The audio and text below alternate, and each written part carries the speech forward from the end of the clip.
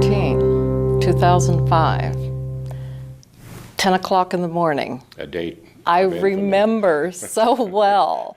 I got a phone call from you that, I'm sorry to tell you this, but the Kansas Army ammunition plant is on the BRAC list for closing. And it was one of those, oh my, moments. And it was, we have to talk about it, we have to think about how we want to handle it, and it was just let me know. And 30 minutes later, the governor called with the same information, and that afternoon pulled together a small group of community people, and we sat down and talked about where do we go from here. So we decided not to fight it and be the first at the Pentagon, first at the trough to get whatever support and help we could get and get out in front of the crowd. And we were, that fall, the very first community on the BRAC list that showed up in the Pentagon for the Army.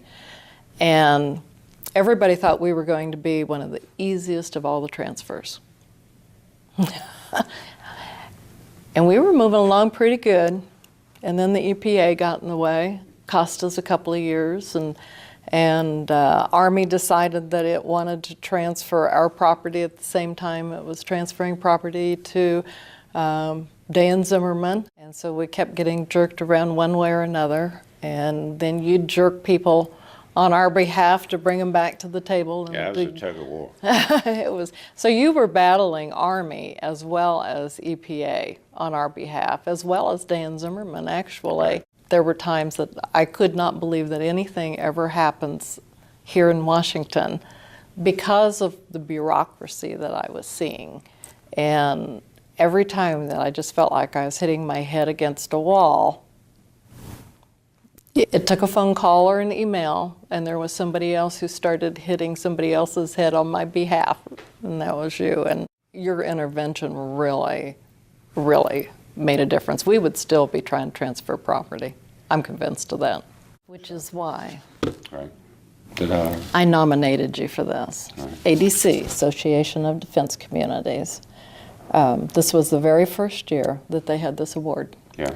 And it was specifically to recognize congressional leadership that has intervened and promoted and helped in the transfers of communities, as well as the other communities that are affected by BRAC and their growth. But from your standpoint, this was for putting an end to our torture for nearly 8 years.